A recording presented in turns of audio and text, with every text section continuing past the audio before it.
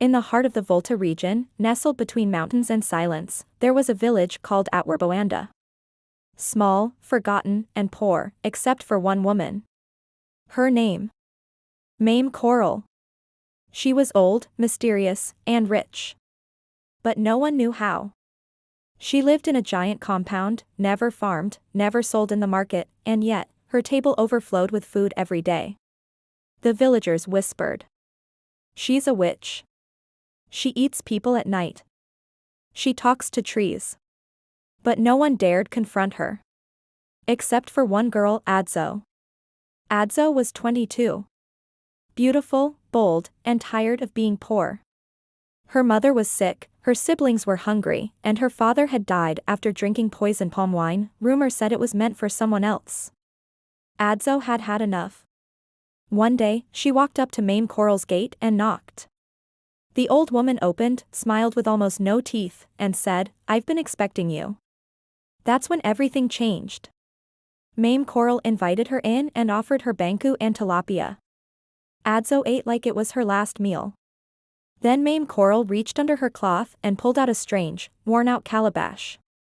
It was cracked, glowing slightly, and dripping honey. "This," she said, "is the magic calabash. It gives what you desire, but takes what you treasure. If you use it, you must sacrifice something." Adzo, desperate, agreed without asking questions. That night, Mame Coral told her to whisper her wish into the calabash and pour water inside it. Adzo said only one thing: "I want to be rich." Not just rich. Powerful. Feared. She poured the water. The calabash shook, spun, and the next morning, Adzo woke up in a mansion in East Legon. Brand new iPhone. Bank account full. Mercedes-Benz in the driveway. Men begging for her time. Instagram followers skyrocketing. She was suddenly Adzo the boss. She claimed she won a UK visa lottery and had married a footballer in London. But the magic calabash had rules. Every full moon, it demanded a sacrifice. At first, it was small, her favorite necklace. Then her diary. Then, her voice for 24 hours. But one night, it asked for something darker: "Give me a name." Confused, Adzo whispered the name of her ex-boyfriend who cheated on her. He died in a car crash the next day. The next full moon, it asked again. She whispered the name of her boss who tried to touch her inappropriately. He choked on his jollof at a party. Dead.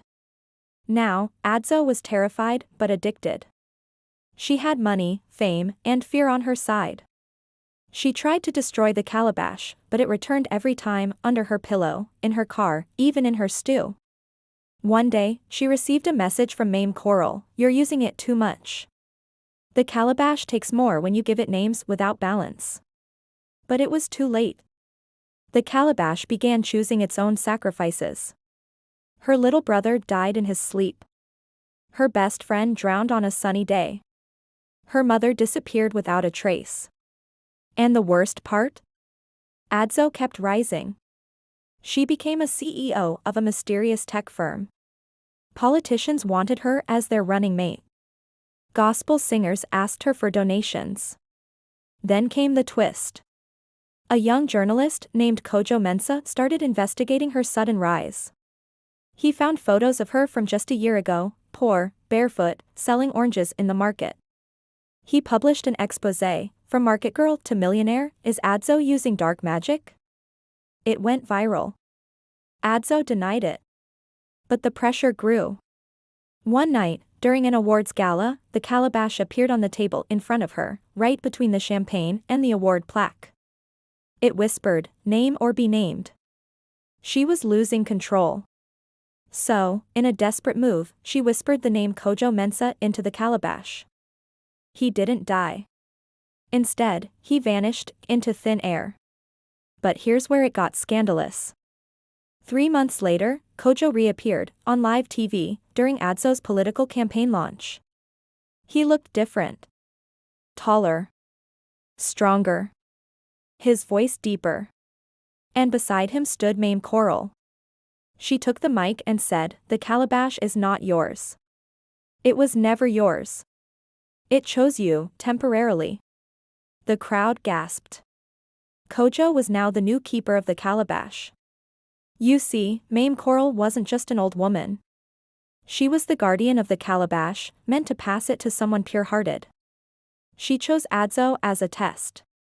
And Adzo failed. The moment she gave the calabash a name out of greed and revenge, she doomed herself. The next morning, Adzo woke up back in her old wooden bed in the village. No mansion. No car. No followers. No power. Just silence. Worse. No one remembered who she was, not even her own siblings. It was like she had never existed. Kojo, now the guardian, used the calabash differently. He whispered names, not of people to harm, but of sick children to heal, of corrupt leaders to expose, of villages to bless with rainfall. And Mame Coral? She vanished, again. Some say she appears to new seekers in villages across Ghana. Some say the calabash is now locked away forever. Others believe Adzo still walks the earth, searching for another way to regain what she lost. But if you ever find a glowing calabash dripping honey, be careful what you whisper into it. Because it always listens.